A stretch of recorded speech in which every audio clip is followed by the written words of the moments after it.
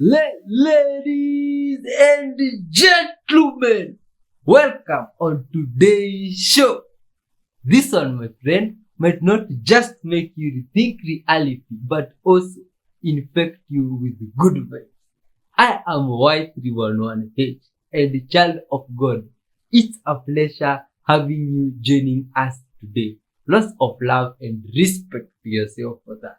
Now here, we react to videos, my friend, and while reacting to these videos, we are always spreading our message. And the message is full of good vibes because it's of uniting the whole world. All children of God, make sure that we all live in peace. Not just that, everyone is able to forgive their neighbor the way the Creator always forgives our sins. And now, my friend, if we are all able to do that, we can also be able to love one another the way we love ourselves. Love your neighbor the way you love yourself. Good vibes. Easy, right? Now, before we dive in, child of God, I also have a gift for your soul. This one is some words of wisdom. And today, we find them from the book of Luke. Luke and chapter 21. From verse 10 going down. This was now Jesus speaking. Hear what he said. Then he said to them, nations will rise against nation, and kingdom against kingdom. There will be great earthquakes, famines, and pestilence in various places, and fearful events and great signs from heaven. But before all this, they will lay hands on you and persecute you. They will deliver you to synagogues and prisons, and you will be brought before kings and governors, and all on account of my name. This will result in your being witness to them. But make up your mind, not to worry beforehand how you will defend yourselves, for I will give you words and wisdom that none of your adversaries will ever be able to resist or contradict. Quite interesting.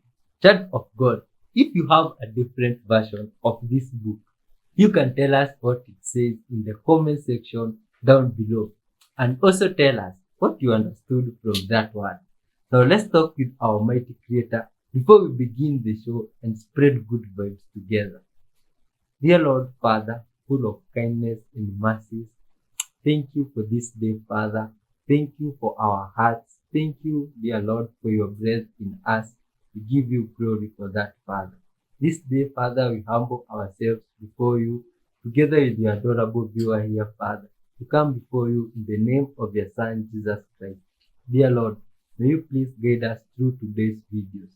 Impact these viewers' lives with your goodness, Father. Uplift their souls and give them strength. And from where they are watching from, Father, may they witness your glory, Father, and your goodness. In your holy name, Jesus Christ, we do pray, trusting and believing. Amen. Let's dive in, child of God.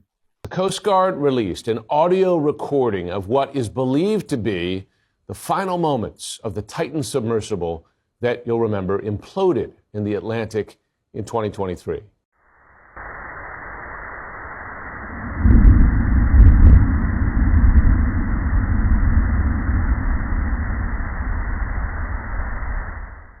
Good Lord, what a moment there. The clip, part of the investigation into the disaster that killed all 5 people on board. If the Tower of Babel was real, why isn't there any physical evidence of it? This is literally what people have been loading up my comments with in my previous video about the Tower of Babel. And that's probably because in the Bible, when it talks about the Tower of Babel, there are some things that just aren't there. For example, let's go to Genesis 11 where it actually talks about the Tower of Babel. And the whole earth was of one language and of one speech. And it came to pass as they journeyed from the east that they found a plain in the land of Shinar, and they dwelt there. And they said one to another, go to, let us make brick and burn them thoroughly. And they had brick for stone, and slime had they for mortar. And the Lord came down to see the city and the tower which the children of men builded.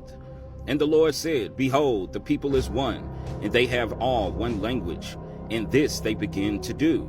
And now nothing will be restrained from them which they have imagined to do. Go to, let us go down, and there confound their language, that they may not understand one another's speech. So the Lord scattered them abroad from thence upon the face of all the earth, and they left off to build the city. Therefore is the name of it called Babel, because the Lord did there confound their language of all the earth, and from thence did the Lord scatter them abroad upon the face of all the earth. Then it goes into, these are the generations of Shem. So Genesis chapter 11 is just giving you 9 verses about the Tower of Babel. See, and this is the reason why it's so hard for you to wrap your mind around the Tower of Babel being a real thing, because there's only 9 verses in the canonical scriptures that talk about it. But wait, in the book of Jubilees, this is what it says. And they built it 40 years were they building it. Its breadth was 203 bricks, and its height of a brick was the third of one. Its heights amounted to 5,433 cubits and 2 palms, and the extent of one wall was 13 stades, and of the other 30 stades. And the Lord our God said unto us, Behold, they are one people, and this they begin to do. And now nothing will be withholden from them. Go to, let us go down and confound their language, that they may not understand one another's speech, and they may be dispersed into cities and nations, and one purpose will no longer abide with them until the day of judgment. And the Lord descended, and we descended with him to see the city and the tower which the children of men had built, and he confounded their language, and they no longer understood one another's speech, and they ceased then to build the city and the tower. For this reason the whole land of Shinar is called Babel, because the Lord did there confound all the language of the children of men, and from thence they were dispersed into their cities, each according to his language and his nation. And the Lord sent a mighty wind against the tower, and overthrew it upon the earth. And behold, it was between Asher and Babylon in the land of Shinar, and they call its name Overthrow. In the 4th week, in the 1st year, in the beginning thereof, in the 4th and 13th Jubilee, they were dispersed from the land of Shinar. Now, in the previous video, I was showing all the historical sites and archaeological finds that were in between the city of Asher and Babylon. And that's when I stumbled across this particular city named Samarra. Now, the city of Samarra is located about 125 kilometers north of Baghdad on the Tigris River. Samarra was the capital of the Islamic world from 874 to 892. At that time, ruled the Caliphate of Abbasid. Samarra was also one of the largest cities in the time of Mesopotamia. This is actually the city of Samarra, and you see this tower right here.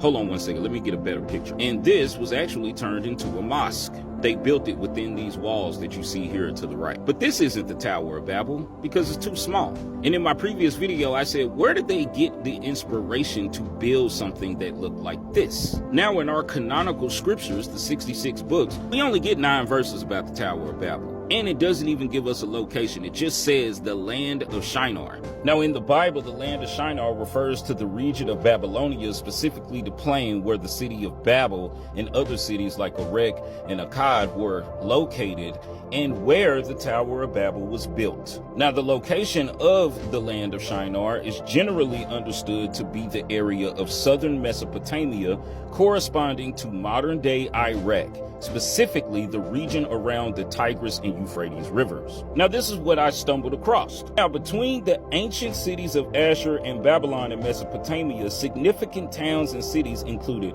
Nineveh, Arbela, and Nimrod, or Kala, among others, which were a part of the Assyrian heartland. Now, you remember the story of Jonah, where Jonah was instructed to go to Nineveh and tell them to repent, and they did.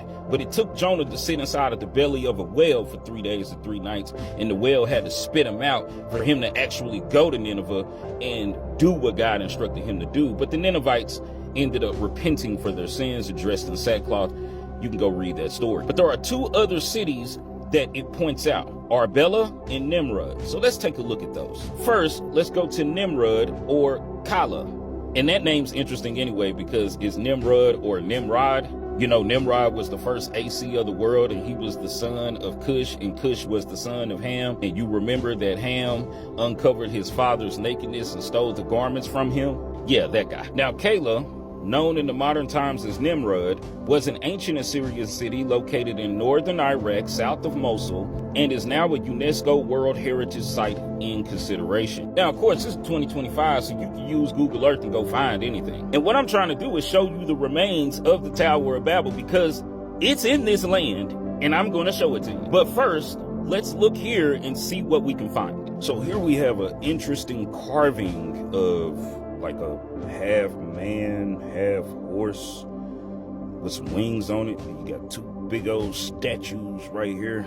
That right there is just crazy. Then you have like a picture of like these ancient temples that were built in the city, and then you have these two little mounds that sits over here. These are also like little mini towers. Doesn't really look like the Tower of Babel would have been built here. Let's take a look at the aerial shot of this particular city. Yeah, so it's got like greenlands all the way around. I guess that's like farming land and stuff like that. But this is the aerial view of the city itself. Yeah, I don't think that the Tower of Babel was built there. Now, we already know that Nineveh can't be the place that the Tower of Babel was built, because it didn't tell us that that's where it was. Now let's check out Arbela. Now, Arbela, also known as Ibril, is a city in the Kurdish region of northern Iraq with a history dating back for over 4,000 years, and was a significant city in the Assyrian Empire. 4,000 years, they say. Actually, it says over 4,000 years. That would kind of line up with the Tower of Babel, right? Wow, that's like a big old open doorway right there, right? Like, how small these people are to that. This is in Ibril, by the way. And this is kind of like one of the rows that they have in Ibril, and, you know, they got these walls that sit up. Wait a minute. That's interesting. I don't know if y'all see what I see, but just wait for a second. That's interesting. See all these little lines and stuff right there? Those look like bricks. And this is like modern day. This is the road that we just seen a picture of right there. That's kind of weird. That's interesting as well. It's on like this big old mound, and it's a city built all the way on top of this mountain. And what is that right there? Kind of looks like the base of a tower to me. Don't you think? So this may sound a little bit crazy, but am I the only one who has ever wondered what God was doing before he created the heavens and the earth? Okay, so boom, hear me out. Genesis chapter 1 verse 1 says that in the beginning God created the heavens and the earth. That in the beginning is in reference to the start of God's creative work, where he brings into existence the cosmos, not God himself.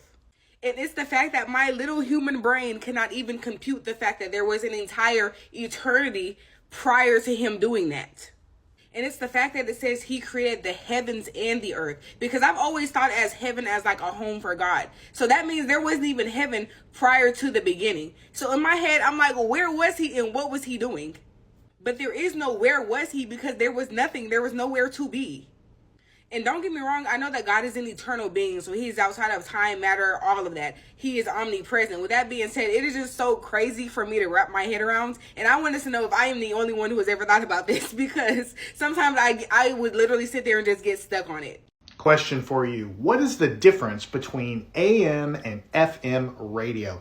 Well, AM stands for amplitude modulation and FM stands for frequency modulation. But beyond the words, what does it actually mean? Well, AM, amplitude modulation, is represented in the top graph here. What it means is when I speak into the microphone and it's sent out into the air as an electromagnetic wave, the information is actually carried by changing the amplitude. The amplitude is the height of the wave. So you see how the wave is taller here, but shorter here and taller here and so on and so forth? So as I speak louder and more softly, that information is going out into the air as an electromagnetic wave, carried by the changes in the amplitude in corresponding lockstep with the changes in my voice. Now, frequency modulation actually sounds a lot better for reasons we'll talk about, but it's basically carrying the information not in the changes of the amplitude. Notice the wave is the same height all the time, but in frequency modulation, the frequency changes. So here we have a low frequency, and over here we have a higher frequency, and it gets a little bit more to a lower frequency. So in the amplitude AM case, when I talk louder, louder, quieter, quieter, it changes the height of the wave. But in FM, as I talk louder, louder, quieter, quieter, it slightly shifts the frequency in time in lockstep with the actual voice you're trying to transmit, and that's how it's transmitted, and the information is carried differently. Now, what are the main differences?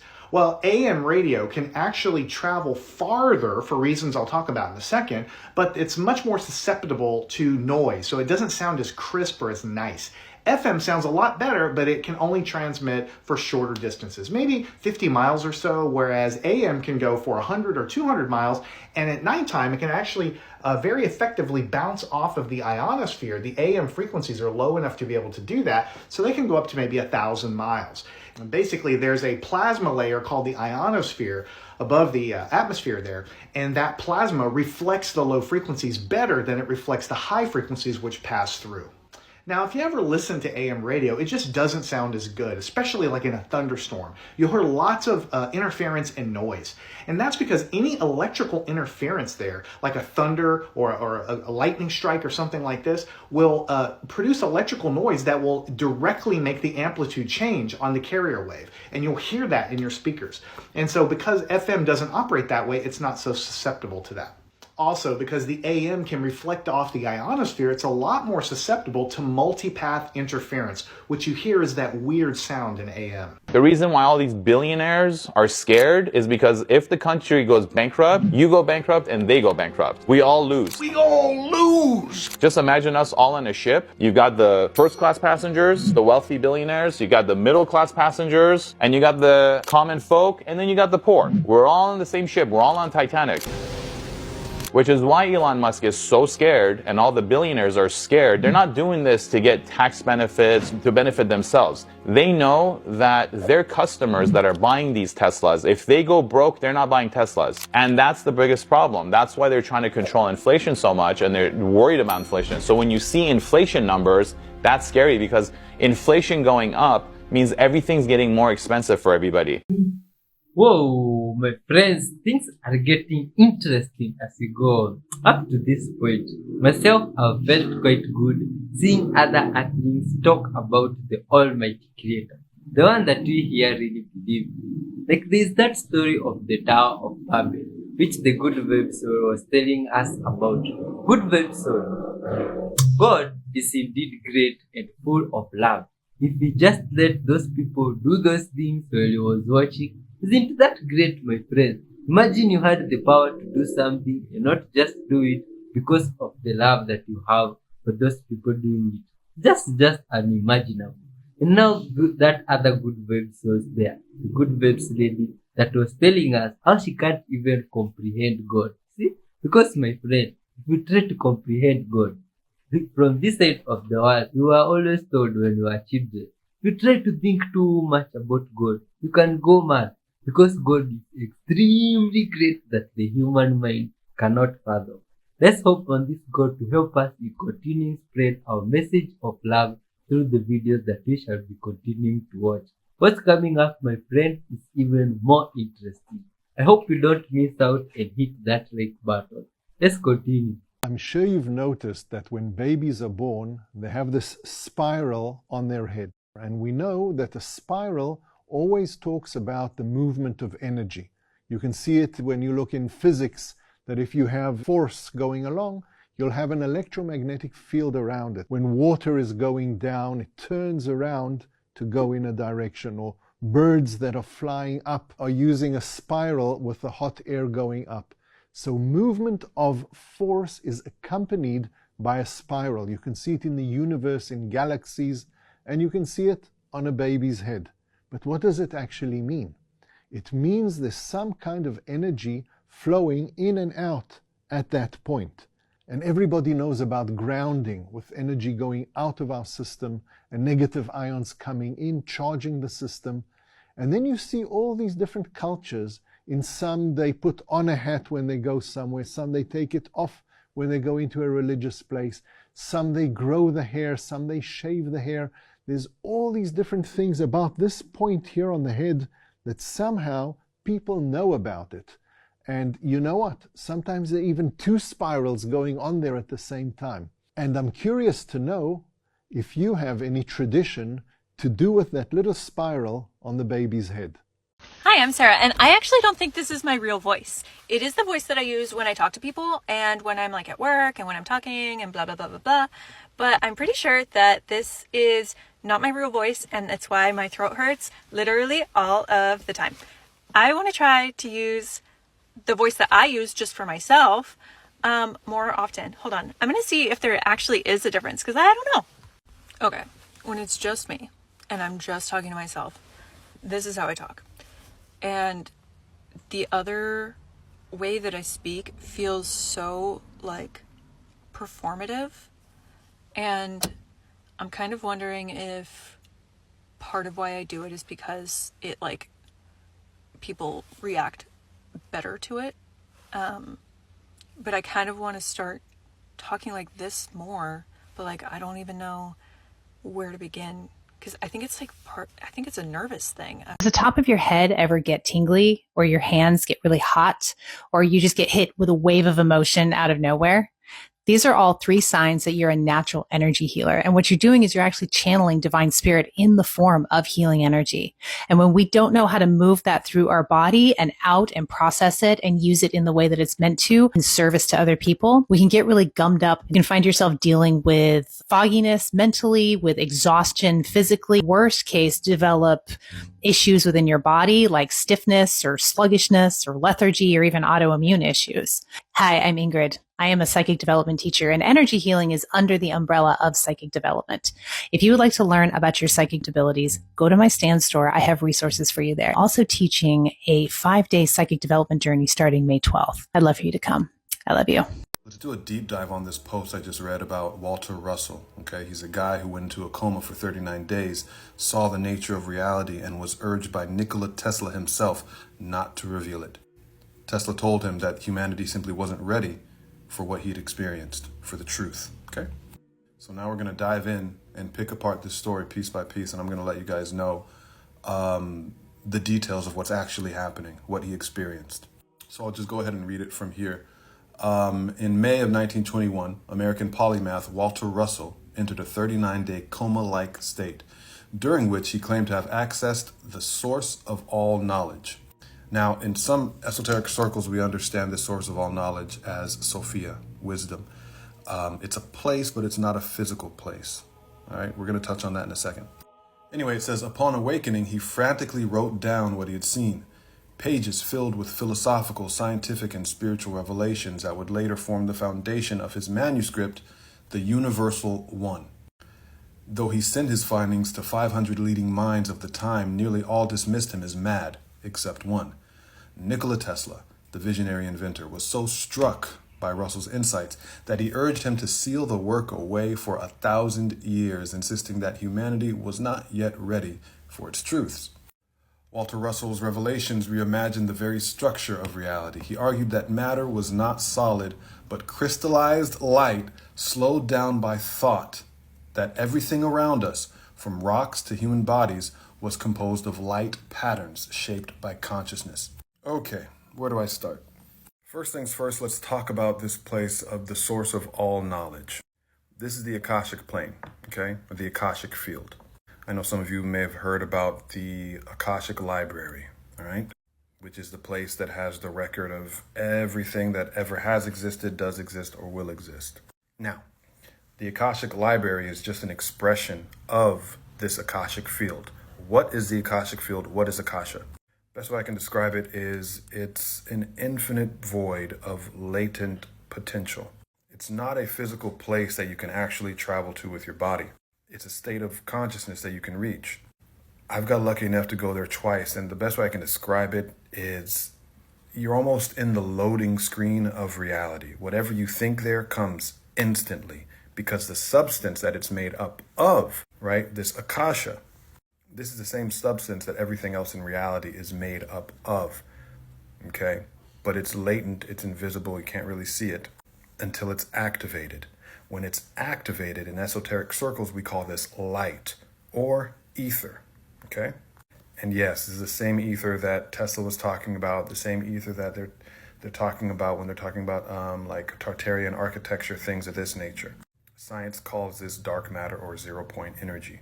Now, I know I'm not doing a great job at describing it, but that's because the nature of this place is difficult to explain in words. It has to be experienced. Okay, it's really tough to put Akasha or the Akashic field, what it is, into words. Yeah, just because of the nature of it. But the best way I can describe it is that it's the same as your imagination. If I asked you, what does your imagination look like? It's a blank slate waiting for mental activity, and then an image is projected. Okay, it's the same exact thing with the Akashic field. It's infinite, it's black, it's void, but the minute there's mental activity, boom, it's projected there. Okay, this is the place where everything comes from, right? Long story short, it's reality in creative mode. Anyway, all right, now on this next part, I'm going to lose a whole lot of you, but stick with me if it's interesting. This part where he argued that matter was not solid, but crystallized light slowed by thought. Now, in Hermeticism, we understand that that's exactly all reality is. There's nothing solid, okay, and there's nothing permanent. Everything is energy or light emitting from the all, or rather emerging from the all. Yes, the all, the infinite, which is an infinitely high vibration. It is guided by your mind and shaped by your consciousness until finally it emerges in physical reality as something solid. Okay? Everything you see around you, everything that exists, right, is the final form of something that was once an immaterial idea. Yeah? All form that exists in reality was once energy. The nature of that energy is spiritual, and it's a mental energy. Whose mind? Whose mentality? This is the all's mind, okay? This process is happening all the time, continuously. Reality is emerging from the all, going from energy, from spirit, into form. Quick side note, manifestation is simply the redirecting and the conscious sculpting of that energy into form. That's all it is. And remember, form doesn't have to be physical. Form can be an event, a situation. Even your emotions have form. Even your thoughts have a structure to them. Yeah. Anyway, moving on. It says he believed the universe was fundamentally mental, not material, and that all things moved in rhythmic cycles, expansion and contraction, like breath. He dismissed opposites like good and evil as illusions, asserting instead that everything sought harmony and balance. You see, now this is already touching on the Hermetic principle of polarity. In Hermeticism, we don't believe in evil necessarily, because evil is still a subjective term, depending on who you ask. Something can be evil, something can be good. We believe that all evil actually is an expression of an imbalanced polarity. For example, attraction, right? The disharmonious expression of attraction is lust, is obsession, which is fertile ground for evil. You see what I'm saying? The healthy expression, the balanced expression of attraction looks exactly like what it is. Healthy attraction, maybe even appreciation, desire.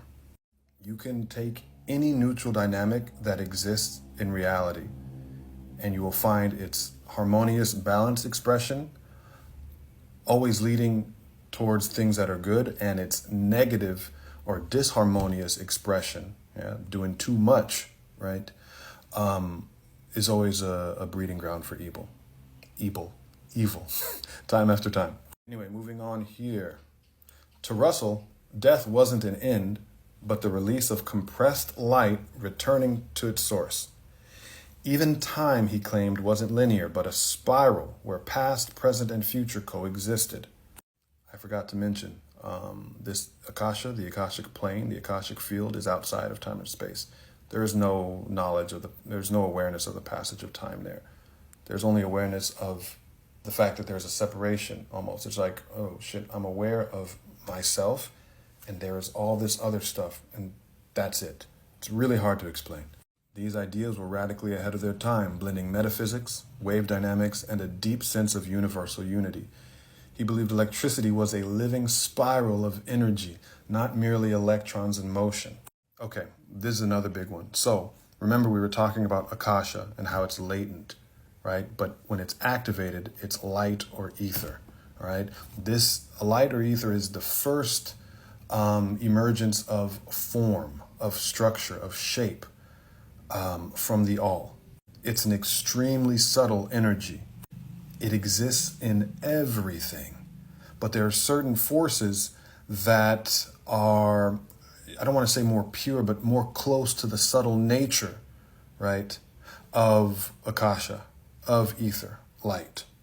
Electricity is one of those things. Electricity is pretty much, you can reduce it down to the masculine principle of ether, and magnetism would be the feminine principle of ether. Anyway, moving on. Health, in his view, was the natural rhythm of the body, and disease was simply a disruption of that flow. Though ignored or ridiculed during his lifetime, Russell's work now draws new attention in an era where quantum physics and consciousness studies begin to echo the same questions. Okay, lastly, I'll touch on that a little bit. The health, in his view, being the natural rhythm in the body. When ether is moving, when it's moving freely, it promotes health. All disease can be reduced down to like stagnant ether or compressed like ether that doesn't have free flow. And looking at it through that lens, you understand the whole purpose of feng shui. This idea of keeping the energy flowing in your house, yeah, by way of design. What is that energy? It's ether, my friends. There's so much more to say about this, and I cannot fit it even in this 10-minute video. But for the last few months, with the help of AI, I've been writing a book that goes deep, deep, deep into the nature of reality, understanding the different components of reality, and that reality is actually a system of cognition and energy.